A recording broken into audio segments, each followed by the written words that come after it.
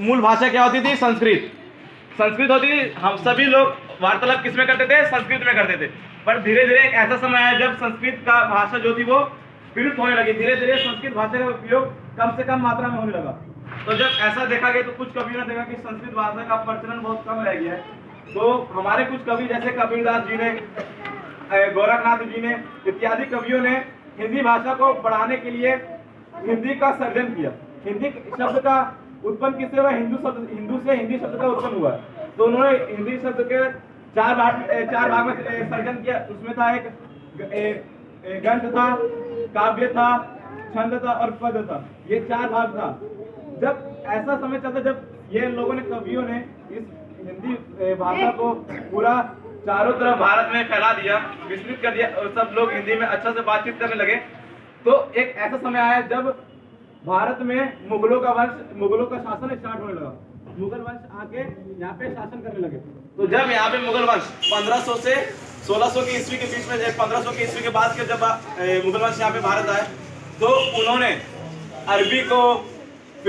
अरबी को और फ्रांसी भाषा को ज्यादा बढ़ावा दिया, क्योंकि उस समय लोगों को तभी काम दिया जाता था जब लोगों को अरबी भाषा आती थी और फ्रांसी भाषा आती, तभी उन लोगों को राज्य काल में काम दिया जाता था, जिसके कारण फिर से लोगों के बीच में हिंदी भाषा का प्रचलन कम होने लगा। तो जब ऐसा देखा गया कि हिंदी भाषा का प्रचलन कम होने लगा तो कुछ कवियों ने, जैसे तुलसीदास जी ने, संत सूरदास जी ने, लोगों के बीच में हिंदी का उत्सव बढ़ाने के लिए श्री राम जी की और श्री कृष्ण जी की जीवनी के बारे में बताना शुरू किया। उनके जीवनी के पर कविता लिखना शुरू किया, जिससे लोगों को इसे सुनने के बाद बहुत अच्छा लगा और लोगों को हिंदी की ओर आकर्षित होना पड़ा।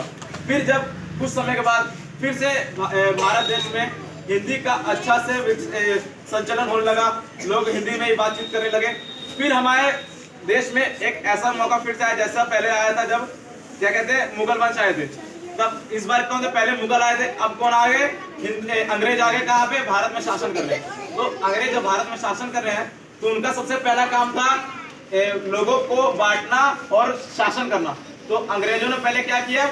हमें धर्म के नाम पे बांटा, फिर भाषा के आधार में बांटा गया, फिर उच्च नीच के आधार में बांटा गया, ताकि इससे वो ये सब अंग्रेजों की एक रणनीति थी ताकि वो आगे चल के ज्यादा से ज्यादा लंबे समय तक हम लोग पे शासन कर सके। और ऐसा ही हुआ।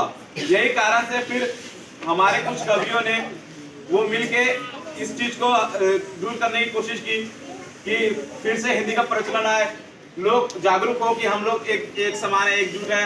हम लोग जैसे पहले थे कि हम लोग 4-5 धर्म एक साथ मिलकर हमेशा साथ रहते थे, उसी तरह हमेशा साथ रहे। बट जो अंग्रेज जो चाहते थे वो वैसा ही हुआ। उन्होंने हमारे बीच फूट डाल दी, जिसके कारण से भारत इतने साल तक गुलाम रहा। फिर जब आए सुभाष चंद्र बोस हो गए, भगत सिंह जी हो गए, महात्मा गांधी जी हो गए, जिन्होंने फिर भारत को आज़ादी दिलाने में बहुत बड़ी भूमिका निभाई। परंतु जो अंग्रेजों ने किया उसका प्रभाव अभी तक भारत पर से नहीं गया। भारत विश्व की दूसरी सबसे ज्यादा अंग्रेजी बोली जाने वाली कंट्री है या फिर देश कहा जाता है। सबसे ज्यादा दूसरे नंबर पे आता है जो सबसे ज्यादा अंग्रेजी बोला जाता है। यहाँ के 80% लोग से ज्यादा 80% से ज्यादा लोग अंग्रेजी बोलना चाहते हैं कि उनको लगता है कि हम अंग्रेजी बोलेंगे तभी मेरा प्रभाव लोगों पे अच्छा पड़ेगा।